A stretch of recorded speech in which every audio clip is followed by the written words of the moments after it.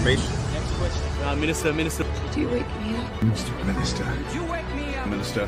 Why did you wake me up? The minister. Wake up. Minister of information. All I'm offering is the truth. The minister. The minister's. I want the truth. The minister. You can't handle the truth. M.O.I. Minister. Without knowledge of sin. Minister of information. M.O.I. Who taught you to hate yourself? 1,000 ministers. M.O.I. podcast.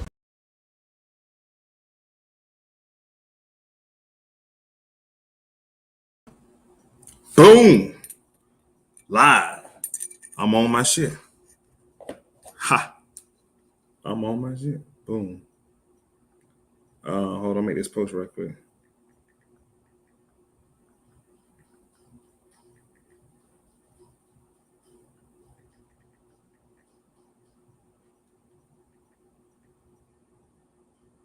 Boom. Time, that shit done. 3 people tapped in already. That's what I'm talking about. Let me shoot this. Hold on, I might get to it from here. Let me see. What up, fam? I'm checking in.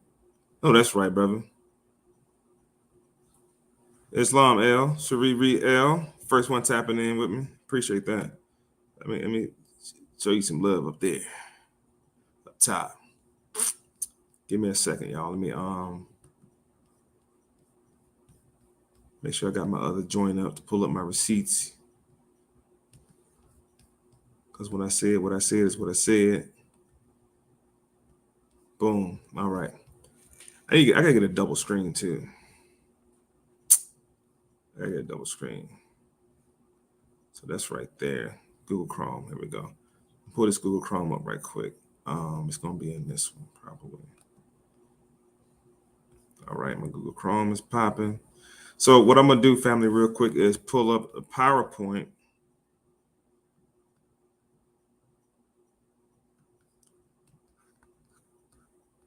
Get that over there. Boom. What the hell? Give me a second. Let me all right, I'm not sure what's happening right now at this point. There we go. All right, boom. So check it. I'm gonna pull up my email, pull up a PowerPoint. We're gonna cover this PowerPoint right quick.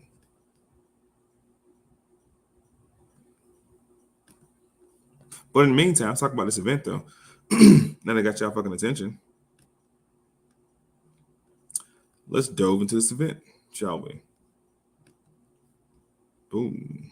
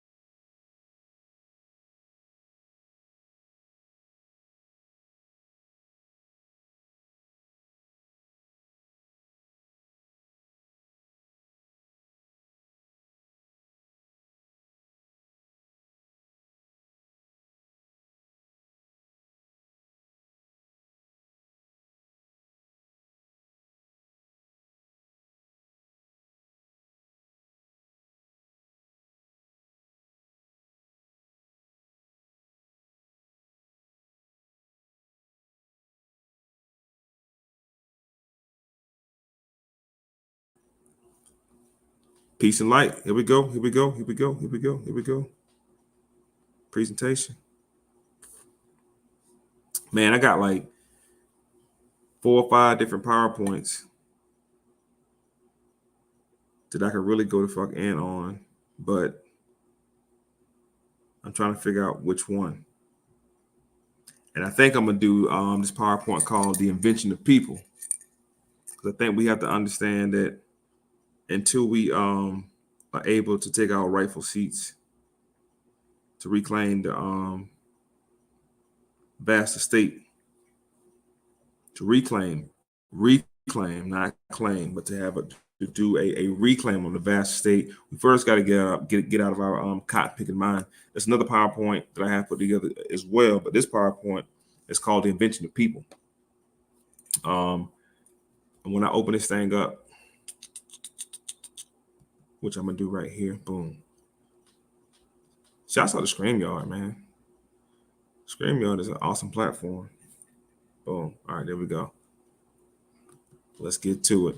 So go ahead and grab your pen and your paper. The name of this PowerPoint, or the topic is "The Invention of People." The invention of people. Put that in your boom. Enable editing. Boom. Straight that back down. All right, here we go. The invention of people. Get your pen and your pad. I'm about to dive in this real quick. Won't be long because I gotta get my ass in the bed. But invention of people. Everybody see that? The invention of people. This is what we're dealing with. Jot this down. Now, like I said over on my Instagram channel, nobody's going to teach y'all the way I'm going to teach y'all this information. You listen to me, you listen to them, and you make your decision. I'm not asking for no money from nobody. But if you just feel the need to drop something in the collection plate, there it is right there at the bottom of the marquee, scrolling right there. Donations. It's cool. Let's get to this PowerPoint real quick and deal with the invention of people.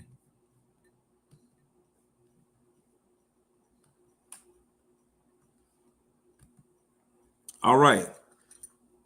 In this slide, I reference the Holy Quran, or the M.O.I Science Temple, which was divinely prepared by the Prophet Noble Jew Ali. And it says, according to all true and divine records of the human race, there is no Negro, Black, or colored race attached to the human family, because all the inhabitants of Africa and the Americas were and are the human race, descendants of the ancient Canaanites nation from the Holy Land. It says, the capital empire of the Dominion of Africa. What should we extrapolate from this? The red part. According to all true and divine records of any Bibles, any paper papyrus, any Egyptian, anywhere in the planet, there's no record. There's no records of nobody called Black people, nor Negroes, nor colored. There's no such people attached to the human family. So that means anybody that's calling themselves Negro, Blacks, and coloreds are automatically qualifying to be themselves non-human. Let's talk about the birth of race, the concept, the construct of race. This PowerPoint is called The Invention of People. Let's talk about the construct of race. Who invented it? What is race based on? Why not deal with nationality? Why do we relegate it? Hold on. There we go. Why do we relegate it down to something called race? The birth of race of humankind. Race is a social construct. Remember that word. Write that word down right now, family. Social. Social. You're gonna hear that word again. Social is the society. It's the society. Race is a societal construct. So if race is a societal construct, there's something that's applicable called social engineering, which is the engineering and the construction. It says construct.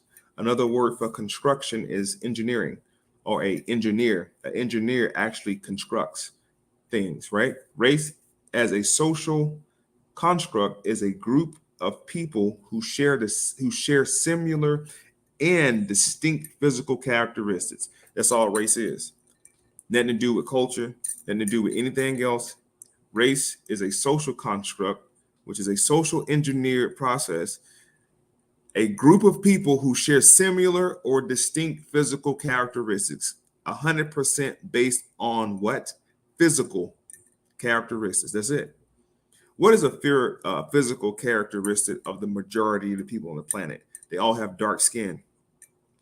A large group of them have wide nose, thick lips. A large group of them have long hair, curly hair. Some of them have knotted hair. So based on the physical characteristics, that's all race takes. It was first used to refer to the speakers of a common language. Now it's down to the language. And then to denote national affiliation by the 17th century, which is 1600s, race began to refer to physical, i.e. phenotypical traits. That's your face. Phenotype is your face. The term was often used in a general biological taxonomy sense. Remember these words. Remember the word social. Write that down. Remember the word biological. And remember the word taxonomy. The word taxonomical is from the word taxonomy. And I'm going to tell you the inventor of taxonomy, which is the classification structures of animals and mammals.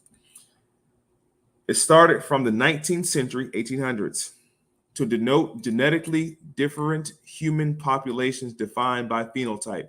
So there's no absolutely zero science. There's zero science behind the word race. There's no biology. There's no human. There's nothing behind it other than the physical characteristics of a group of people. So we understand what race is. Race refers to a person's physical characteristics such as bone structures and skin, hair, and eye color. That's all race is, people. We're not talking about race. We're talking about ethnicity. However, refers to the cultural factors including nationality, regional culture, ancestry, and language. So when somebody asks you what's your race, you should never answer the question. You should answer back by saying my ethnicity, my ethnic. When you say you're ethnic, now you're talking about the grand scheme of humans that share culture, nationality, ancestry, language, religion, or some type of practice. That's ethnicity. I'm not talking about race. Race is off the table at this point. Let's talk about naturalization. Since we're going from race, did you know that the Europeans, once they got settled after the Revolutionary War in 1776, and the Constitution 1776, and so on and so forth, 1779, 1798, they figured that there were so many nationalized people on the territory. These are the so-called indigenous Indians and Native American people. They realized that there's so many of these national people here that, did you know Europeans in 1798 had to naturalize themselves? And we have to understand that the difference between naturalization and nationalization is not the same. Nationalization means you were born, your pedigree, you're from here. This is your place. You know, the sun put you here. Naturalization, however, encroaches that same sentiments, but it takes it away from you by not even being from here. The Naturalization Act passed by the United States Congress on June 18, 1798, increased the period necessary for immigrants. They're saying immigrants. Who were the immigrants as of 1700s? Who were the immigrants of 1600s? Who was the immigrants of 1500s? Who were the immigrants prior to the 1800s of America? We know that these immigrants were so-called Europeans from Europe, right? You know, from Dutch and from Spain and from Portugal and from Britain and from France and, you know, the ancient tribes of old. Even the Norse tribes, the Visigoths, and the kinfolks of the Ostrogoths, and the Vandals, and the Celts, and the Kurds, and the Jutes, and the Pits, the ones who from Siberia, who lived in the Caucasus Mountains, all of these immigrants became naturalized citizens in the United States from 5 to 14 years. They couldn't go the whole while. It was like having a visa because they're not from here. They had to give themselves visas, working visas, to be here because the nationalized people already had the land. These unnational people, these natural people, had to naturalize themselves into the fabric of society. Let's continue. Naturalization is the legal act or process by which non-citizens in a country may acquire citizenship or nationality of that country. That's why they always scream they're Americans.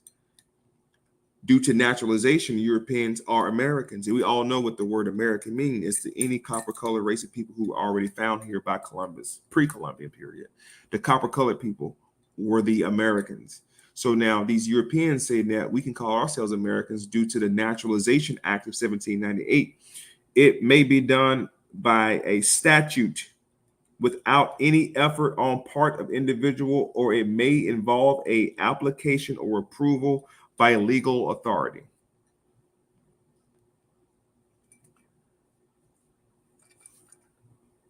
Let's jump and talk about state. We're talking about nations versus natural. We're talking about there's no such thing as race. We're talking about there's no such thing as black, Negro, and colored people. According to the human family, there never been such thing as black, Negro, and colored. See, these are all titles given to by slaveholders in 1776. Lasted till about 1865. This is the title, the codes, the Black Christian codes, the color of law, colorable law, fictitious authority figures, shooting pretend black people who not even people, or persons, which legally is defined as a corporation. You know, a corporation is also a person. A state is a nation or territory. A state is a nation or territory. A nation or territory is a state. A nation or territory is also a state. So we have 48 nations or territories who consider themselves as an organized political community under one government. Georgia, Alabama, Virginia, Florida, New Mexico, Texas, Wyoming, South Dakota, North Dakota, California, New York, Michigan. They are claiming to be a nation, and they considered to be a nation because they're organized through politics. Their political asylum to one another in their community qualifies them as a nation. Now, the word earlier I said, remember, is social. So now we have the understanding of a social situation and a political situation. Let's continue. What does the word nation mean? Nation, it means tribe, kin, genius, flock. The word nation came into English from the Old French, meaning birth, place of origin, which in turn originates from the Latin word nato, literally meaning birth. Let's bring it back. Nation is the beginning root word of nationality. So when Moors ask you the question, what's your nationality? What are they saying? Who are you kin to? What tribe are you from? What is your birthright? Simple. The word nation is sometimes used as a synonym for the word state. The state of California, California state. The state of Georgia, Georgia state. The state of Pennsylvania, Pennsylvania state. Are all political bodies. They're not the nation. Let's continue. So what is a country? Is not America a country? A geographical territory which may or may not have been affiliated with a government or ethnic group. It's a geographical territory which may or it may not have any affiliation with any government or ethnic group at all. That's a country. What is a stateless person? The word state means nation. What is a nationless person? Stateless person. Stateless persons, people who were not citizens of any state. And you may think to yourself, well, I know I'm a citizen. No, you're not. Stateless in international law. See, when you deal with human rights and not colorable law, colorable rights for colorable people, you go to international law. This is the world court. This is where everybody in the world goes to court. Everybody, nations. We can put a whole nation, a whole group of individuals on trial. That's international law. In international law, stateless is a lack of citizenship. A stateless person is someone who is not considered as a national by any state under the operation of its laws. A stateless person is someone who is not considered as a national, not considered to have a nation, not considered to have a nationality. That is a stateless person. Some stateless persons are also refugees. Y'all remember Katrina? Before Kanye West made that comment about President Bush. And a lot of y'all, was on the bandwagon saying, oh, Kanye crazy. He's saying what he's saying. Did y'all know President Bush called those so-called Negroes in Louisiana refugees? If you look at the footage from Katrina with our people swimming through the neck-deep water trying to, survive and shit, the white people were just trying to survive. They were stealing out of stores too. But our people, they said the refugees, these are black people who live in Louisiana probably 10, 20, 30, 40 years of their life, and they're not even considered to be citizens. They're called refugees. Some stateless persons are also refugees. However, not all refugees are stateless persons. And many persons who are stateless have never crossed international border. Black, according to science, means death. This was also something that was extrapolated from the Moorish Circle 7, Holy Quran. Black, according to science, means death. And the question you have to ask yourself, which science does black means death? But what science? What kind of science are we talking about? We're talking about, there it is again, politics, political science. According to political science, black people don't have no power, no structure, no infrastructure, no organization, no nothing.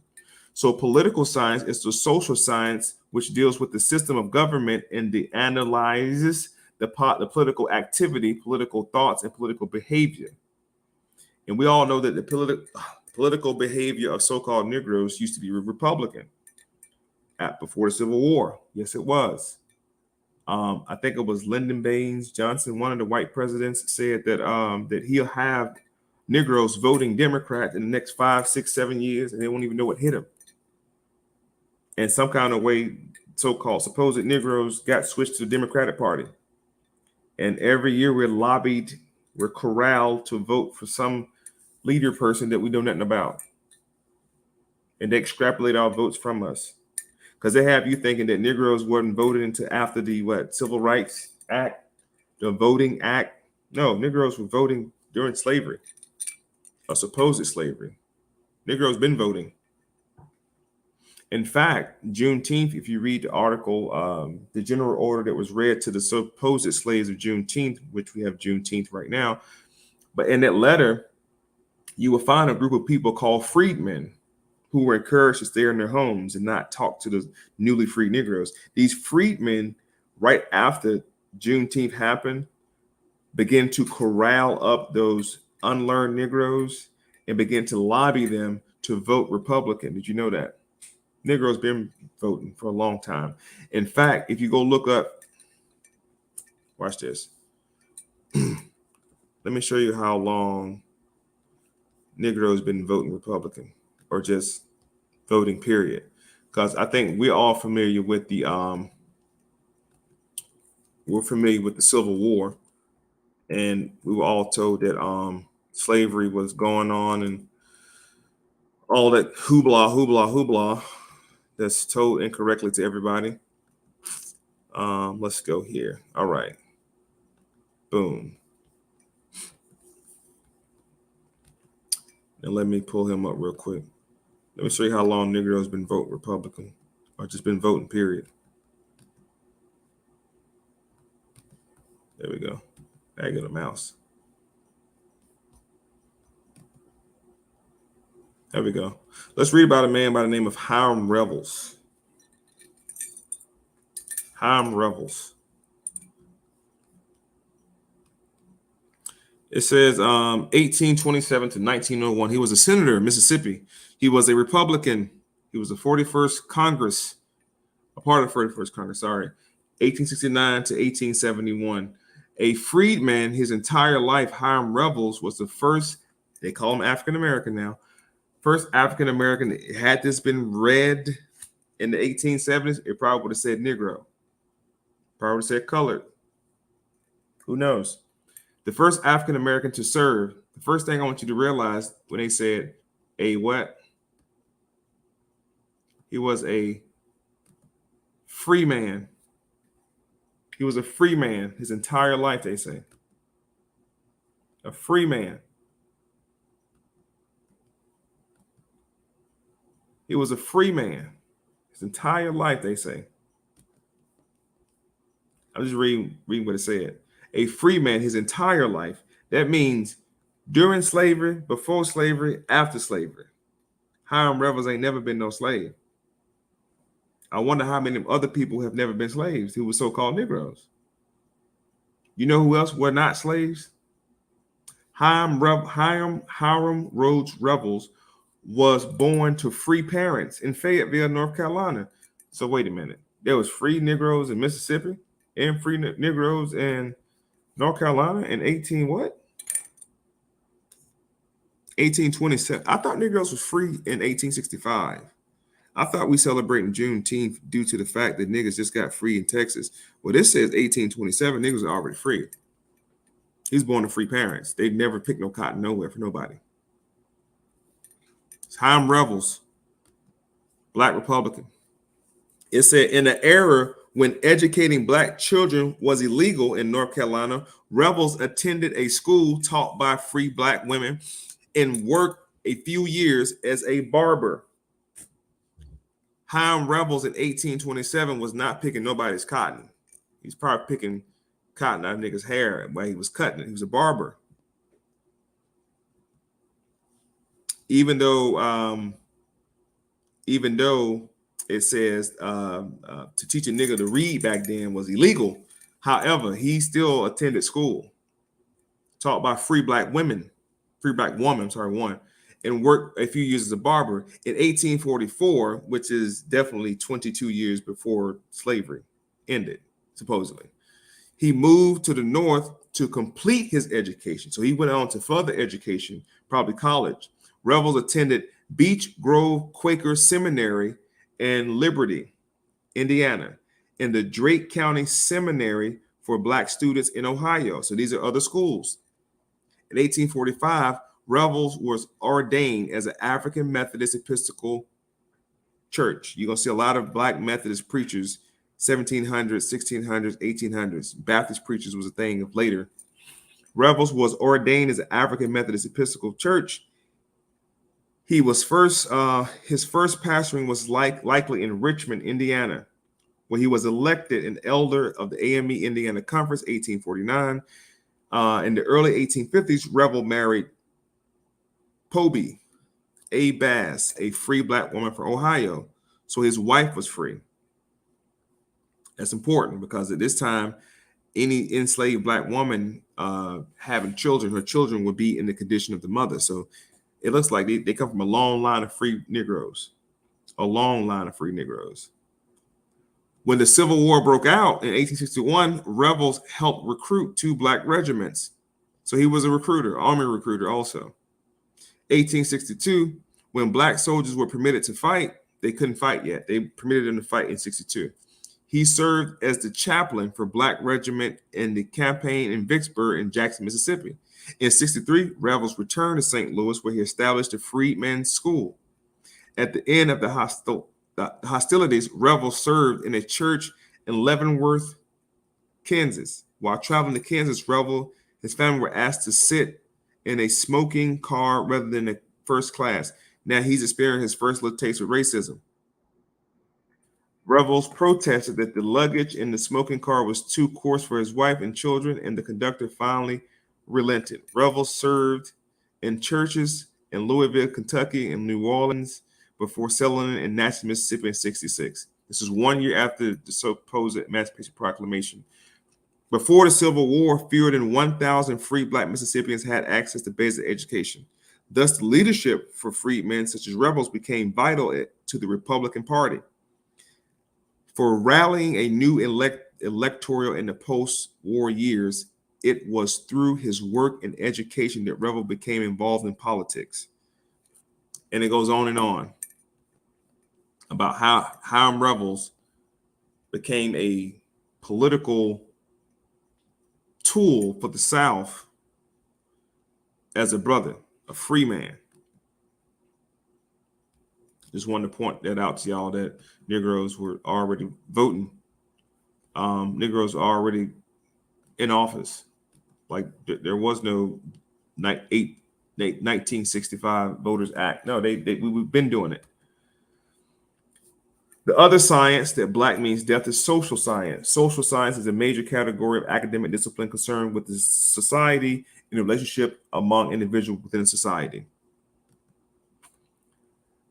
The social science includes, so out of the ones I have highlighted red, I want you to think about which ones impact the so-called Negroes the most.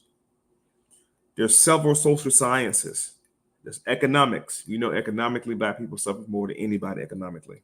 So this is true. Anthropology and archaeology, meaning the trace origin of where they come from through digging and excavating and stuff like that. We cleave to ancient Egypt, like we're the only thing that came out of Egypt. Jurisprudence, which is law. Y'all know the law really do Black people wrong. History does us wrong.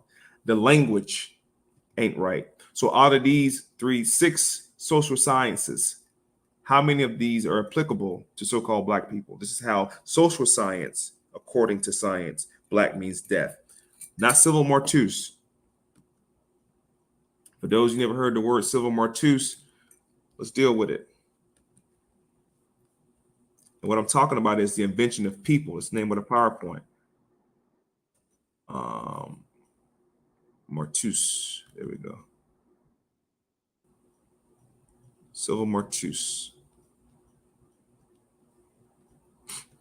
I'm gonna pull up civil mortuus for y'all. Boom, there it is.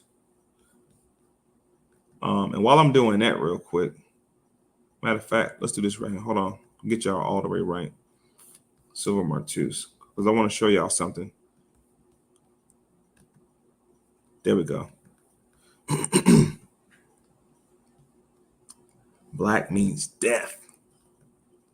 There's no such thing as Negroes, Black people, African American, so on and so forth. These are all titles given to slaves by slave holders. All right. Civil death. Civil death, civil mortuus is a loss of all civil rights.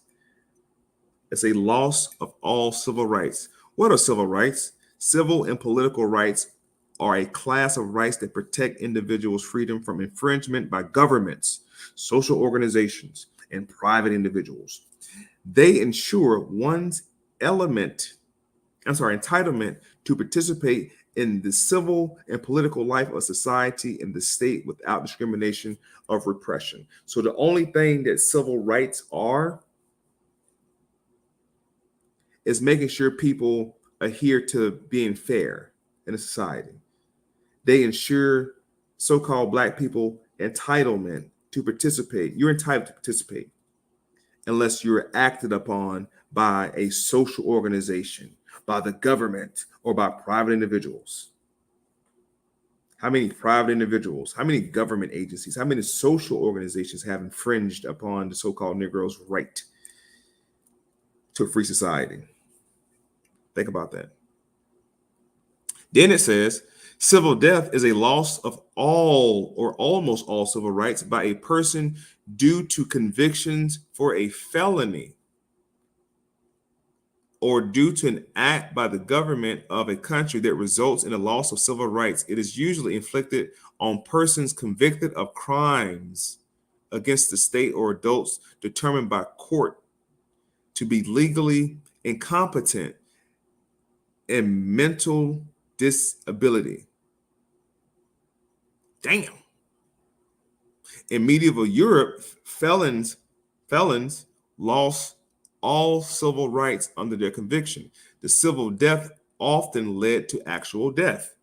How many so-called black people had to fight for civil rights and are felons and actually die as a result of these things?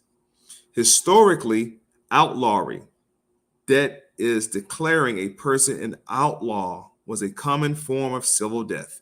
How many outlaws, thugs, criminals, gangsters do we have? Let's deal with this felony part. It's saying that civil death, or civil mortuus, they calling it. Watch this. What else talks about civil rights in felony?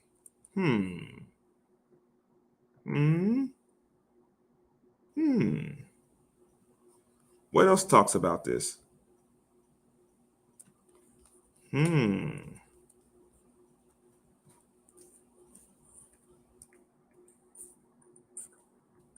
where I'm going with this?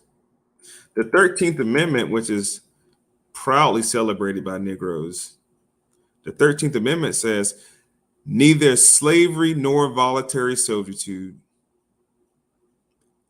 Ask yourself, it says neither slavery, that's involuntary, that's voluntary, nor involuntary, except. Why is the word except in this paragraph? Why is the word except? If slavery is wrong, and you know the history of slavery and what it, the hardship and the separation it brought amongst the people, why put the word except in there? Why not just leave the word except out? Because there's no exception. There's no exception to the rule. Slavery is wrong. You cannot do it. Neither slavery nor involuntary servitude is except as a punishment for a crime, wherefore the party has been duly convicted, shall exist within the United States in any place subject to their jurisdiction. So the 13th Amendment and civil mortuus are the same exact thing.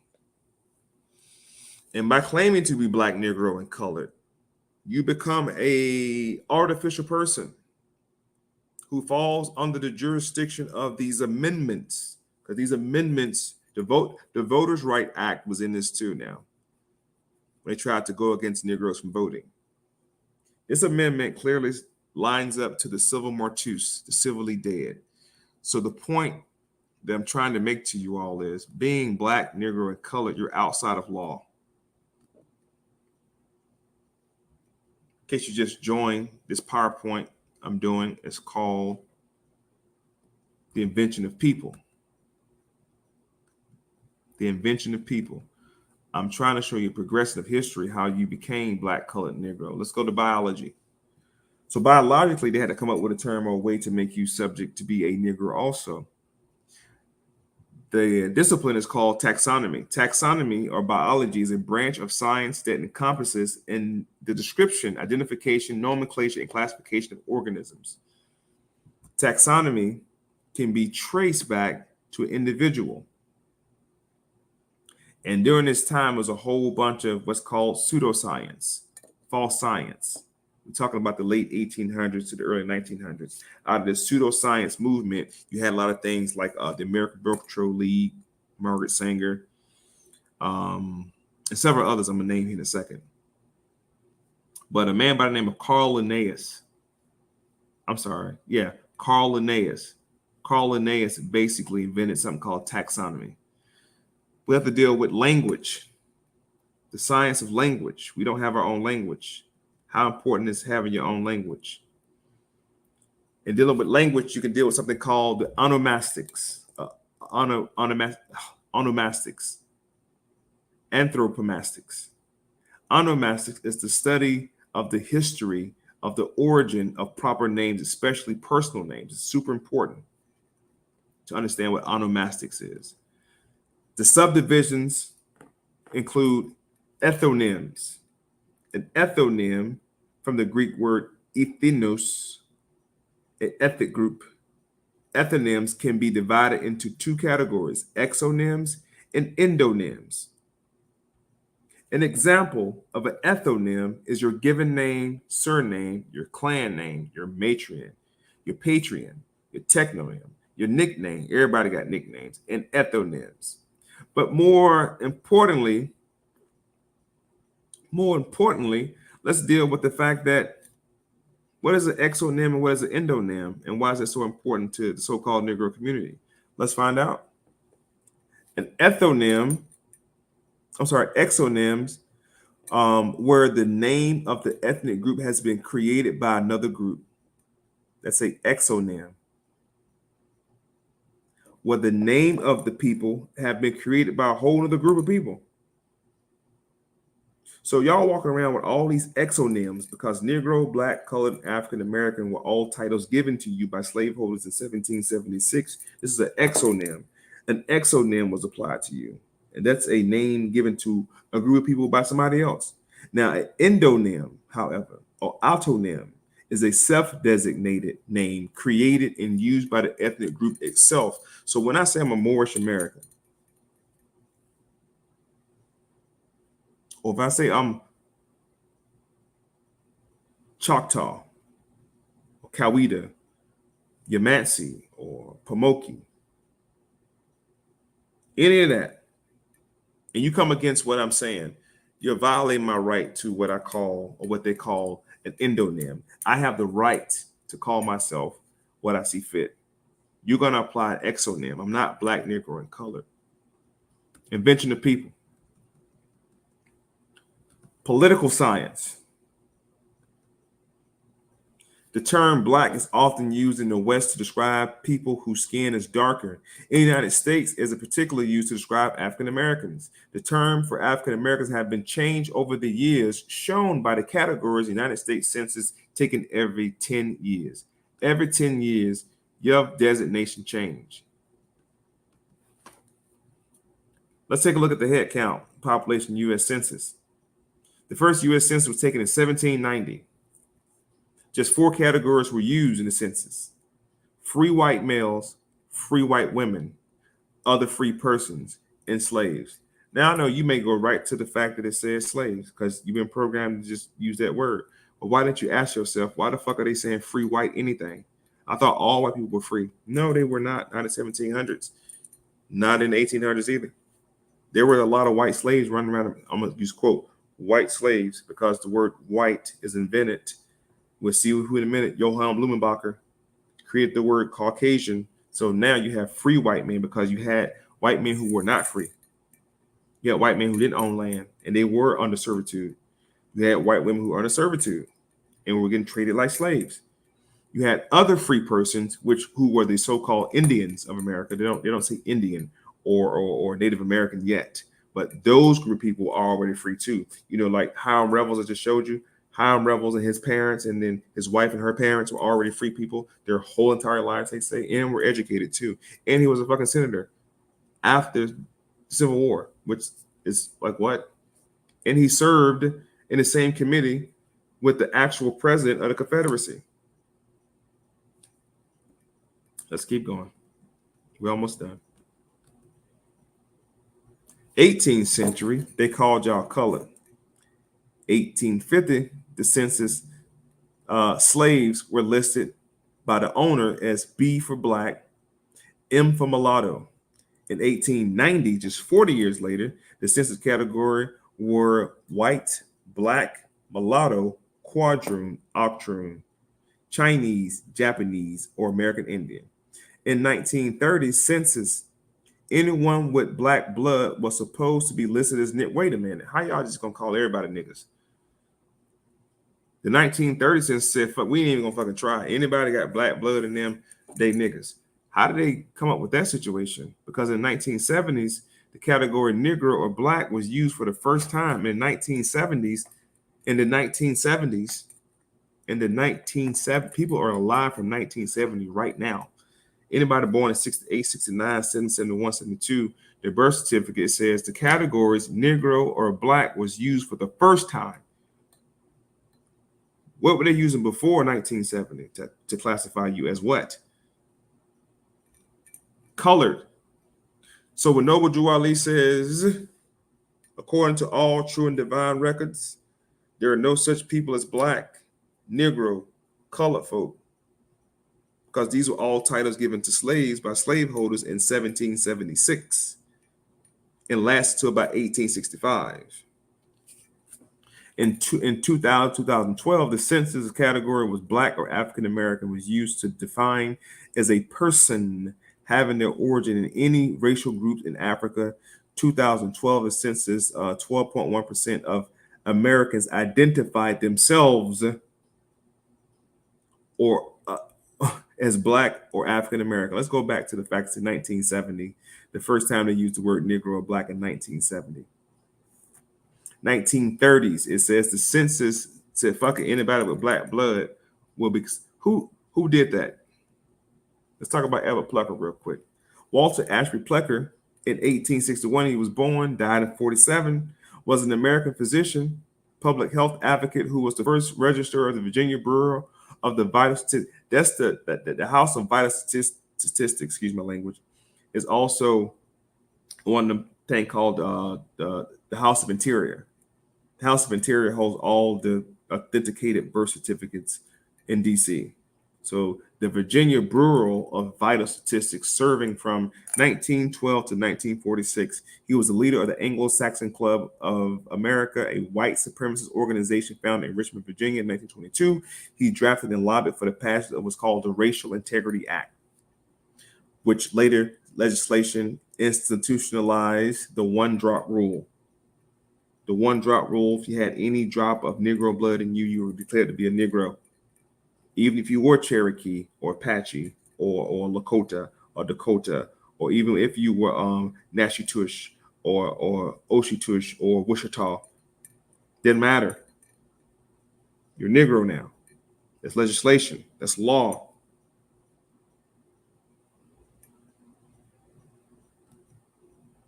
(1912).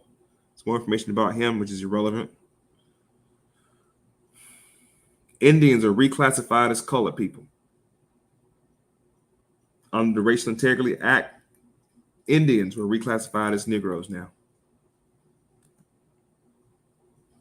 Let's get to the bio nature of the Negro. They broke down the Negroes phenotypically, skin tone. They made every reason in the world to make you subjugated as the lowest rung on the fucking ladder. Every reason. The wide nose, your thick lips.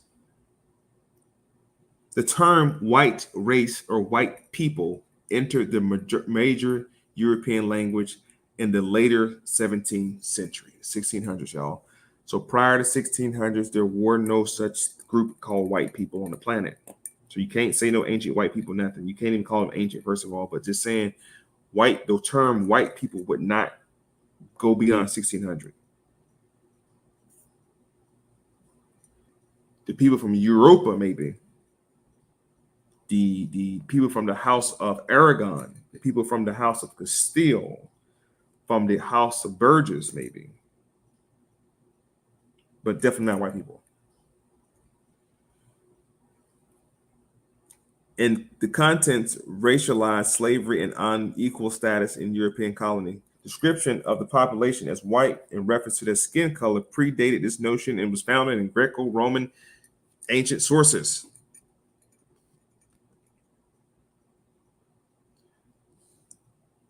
The Circle 7 Quran. the 101s, the questionnaires. Question 93. Ask, will you define the word white? White means purity. Purity means God. God means rule of the land. I'm going to let you hang on to that one. Then we'll get into the science of race. I'm going through this because I want you to see these jokes.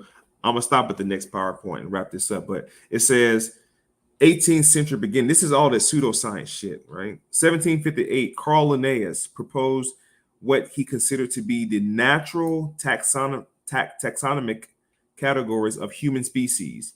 He created the human species, the idea of the human species based on certain things. Carl Linnaeus in 1758. He distinguished between Homo sapiens and Homo sapiens europus. And he later added 4 geographical subdivisions of humans: white Europeans, red Americans, yellow Asians, and black Africans.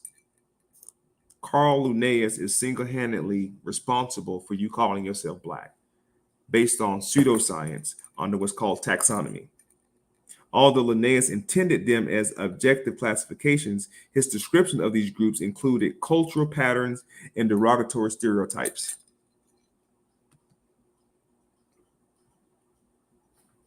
And I'm going to stop it right here.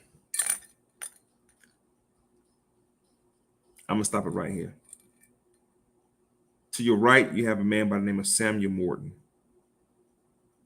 Go to the picture. This is Samuel Morton.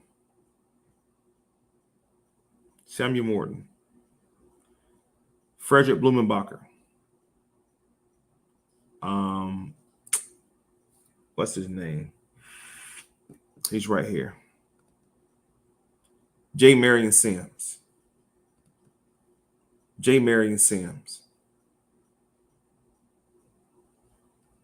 And the brother on the end, what was his name? Hold on. It wasn't Carl Linnaeus. Hold on. I'm gonna get the brother in with the cool glasses on. I'm gonna get his name in a second. It's more about him. It's all about this guy right here. For all the females, he's the father of gynecology. It's Carl Linnaeus, Samuel George Morton, Johann Blumenbacher. There you go. Robert Knox. That's his name. Robert freaking Knox. These people who are all dealing with evolution. Francis Galton. Write him down. Write down Francis Galton. Francis Galton said, I do not join in the belief that Africans is our equal in brain or heart. I do not think the average Negro cares for his liberty as much as the Englishman or even the self-born Russian. And I believe that if we can, in a fair way, possess ourselves of his services, we have an equal right to utilize them to our advantage. The Negro and Slave Trade Letter, Times of Francis Galton, Eugenics, December 26, 1857. Francis Galton. Average Negroes possess too little intellect, self-reliance, and self-control to make it possible for them to sustain the burden of any respectable form of civilization without a large measure of external guidance and support.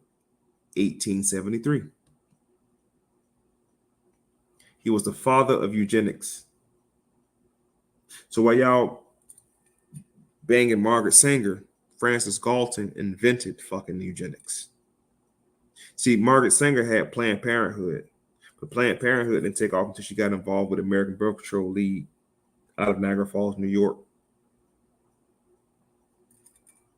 But all these people happened around the same time, though, same time frame. 1880s, 85, 1891, 1899, 1905, 1920, 1927, 1950, 1940. Experimenting on Negroes.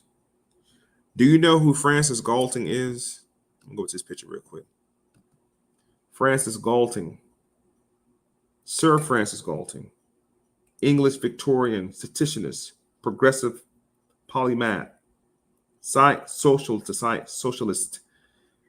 psychiatrist, just all the is the specialist.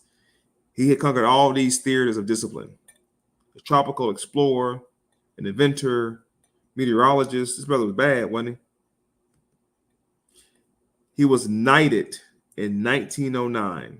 He was a knight. That's why he got the name Sir. Sir Francis Galton, knighted. He was knighted in 1909. Francis Galton was also the cousin of Charles Darwin. This is Charles Darwin's little cousin. Charles Darwin was also a pseudoscientist. If you're not familiar with Charles Darwin, he came up with what was called the evolution, which was the monkey walking upright to a white man, and you thought that was your evolution too. No, they're showing you white people, so-called white people. We know who white people are now because they received the title white people in 1700s. Until then, there were no white people. Charles Robert Darwin. Charles Davenport is also another person. Charles Davenport. Now, what's so cool about Charles Darwin, that chart behind his head right there, monkey to men. This is Friedrich Blumenbacher showing the different skull shapes. And it's not necessary to even have the monkey on there for real, or the orangutan on there, because we're talking about Homo sapiens, Homo erectus. This right here is more like a Zenanthropus. This is anthropology. Charles Darwin had already told y'all that white people come from monkeys. Charles Darwin knew. Charles Darwin already knew that so-called white people were akin to what's called the troglodyte nigger. And you can say, oh, that says Niger, not nigger. Okay, well, Negro, aka Niger, is a beast, being a troglodyte nigger, an anthropod, a monkey. Anthropod. Let me blow this up for y'all so I can see this shit. Not playing with y'all, man. This is what Charles Darwin said right here. Monkey man. A troglodyte nigger. Applies to who?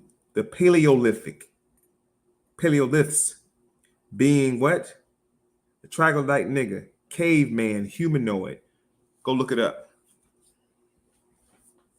Go look up what a nigger is. Or a negro. A beast. A troglodyte nigger. A caveman. Neanderthal. So we talk about the invention of people. There are no such people as black, Negro, and colored. There are no such people. Where do black people come from? The whole world. Listen, that's my time. Peace and love, peace and light. Thank y'all for tuning in, man. Big love, big love. I appreciate everybody who stayed up with me and rocked out with me. M.O.I. Stay tapped in, baby. From somewhere.